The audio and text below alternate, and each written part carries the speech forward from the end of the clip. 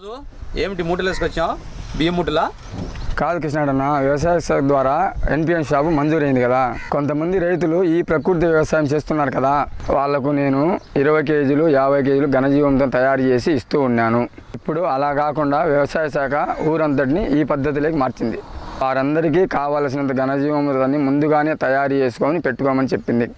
అందుకుగాను 100 కేజీలు 200 కేజీలు తయారు చేసి గిట్టుబాటు కాదని ఒకే పెద్ద మొత్తంలో 10 టన్నులు తయారు చేయాలని సంకల్పించుకున్నాను. నాగరాజ్, 10 టన్నులు ఘనజీవామృతం తయారు చేస్తున్నావా? ఈ ఘనజీవామృతం తయారు చేసుకోవడానికి ఏమేమి కావాలి, ఎప్పుడు తయారు చేస్తున్నావు? ఈ ఘనజీవామృతం తయారు చేయడానికి కావాల్సిన వస్తువులు 200 కేజీ బెల్లము, 200 కేజీలు పప్పు దినుసు పిండి, 1000 లేక 1200 లీటర్ల ఆవుమూత్రము, 10 టన్నుల ఆవు పేడ మరియు పుట్టమట్టి లేదా చెరువు మట్టి 100 కేజీలు తీసుకోవాలి.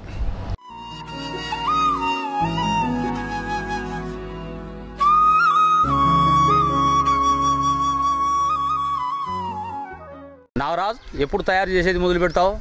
నేను ఇప్పటికే కావాల్సిన వస్తువులను సిద్ధం చేసుకుని ఉంచినాను. రేపటికి 4 కూలీలను పిలిపించినాను. రేపు ఉదయం పని మొదలు పెడతాను. 10 టన్నులు నలుగురితో ఎట్లా తయారు చేస్తావు? నువ్వు రేపు ఉదయం రా, నేను ఎట్లా తయారు చేసి చూచు. సరే నాగరాజ్, రేపు వస్తా.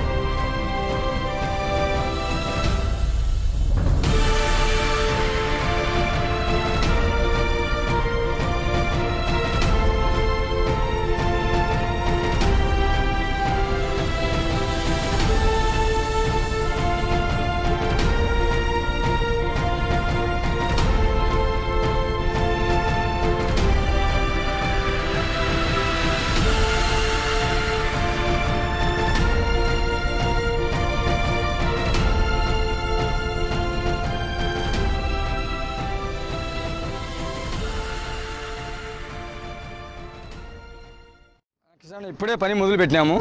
మామూలు పద్ధతిలో అయితే మేము పిడకలు తయారు చేసుకుంటున్నాము. ఇప్పుడు ఎక్కువ మొత్తంలో కాబట్టి మిషన్ పెట్టి ఈ అచ్చుల టైపులో వేసుకుంటున్నాము.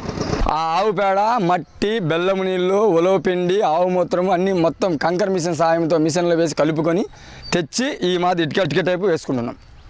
ఈ విధంగా ఘనజీవామృతాన్ని ఇటుకల రూపంలో తయారు చేసి నిల్వ ఉంచుకుంటున్నాం 6 నెలల వరకు. ఈ కంకర మిషన్తో ఘనజీవామృతం ఎట్లా తయారు చేస్తావు నాగరాజ్? ఈ కంకర మిషన్లో 10 టబ్బులు ఆవు పేడ, 1 కేజీ పుట్టమట్టి, ఆవు మూత్రం 10 లీటర్లు, బెల్లపు నీళ్ళు 10 లీటర్లు, 200 కేజీల బెల్లాన్ని పొడిగా దంచుకొని 40 కేజీలు విడిగా చేసి 5 డ్రమ్ముల్లో అంటే 200 లీటర్లు 5 డ్రమ్ముల్లోనూ 40 కేజీ పానకమది బాగా కలిపెట్టి పానకమ తయారు చేసుకొని గణజంలోకి వాడుకోవాలి. పిండి 4 కేజీలు తీసుకొని ఈ మిషన్లో వేసి రన్నింగ్ తిప్పుతూ ఉంటాం. పేస్ట్ ఏం తిప్పుతాం, మనకి ఎక్కువ తక్కువలకు మూత్రాన్ని కానీ దాన్ని వాడుకుంటే పేస్ట్గా తయారవుతుంది. ఇలా తయారైన దాన్ని ఆ పక్కకు తిప్పి ఆ పక్క వేసుకొని అచ్చుల దగ్గర తీసుకొని అచ్చులు వేసుకుంటాం. ఇదే విధంగా అన్నింటినీ తయారు చేసుకోవాలి. ఈ విధంగా వేసిన అచ్చులను 7 రోజులు ఉంచుకోవాలి. 3 రోజుల తర్వాత అచ్చును తిప్పి మళ్ళీ ఆరబెట్టాలి. 7 రోజుల తర్వాత ఘనజీవామృతం పూర్తిగా తయారవుతుంది. ఈ అచ్చులు తయారు చేసాం, ఏం చేయాలా? ఈ అచ్చులను 7 రోజుల పాటు నీడలోనే ఆరబెట్టుకోవాలి. ఆరబెట్టిన తర్వాత ఎన్ని రోజులు విలువ పెట్టుకోవాలి? 6 నెలల వరకు పెట్టుకోవచ్చు. ఈ ఘనజీవామృతాన్ని ఎకరాకు ఎన్ని కిలోలు వాడుకోవచ్చు? ఏ పంటకైనా 100 నుండి 200 కిలోలు వాడుకోవచ్చు. దుక్కిలో వేసుకోవచ్చు.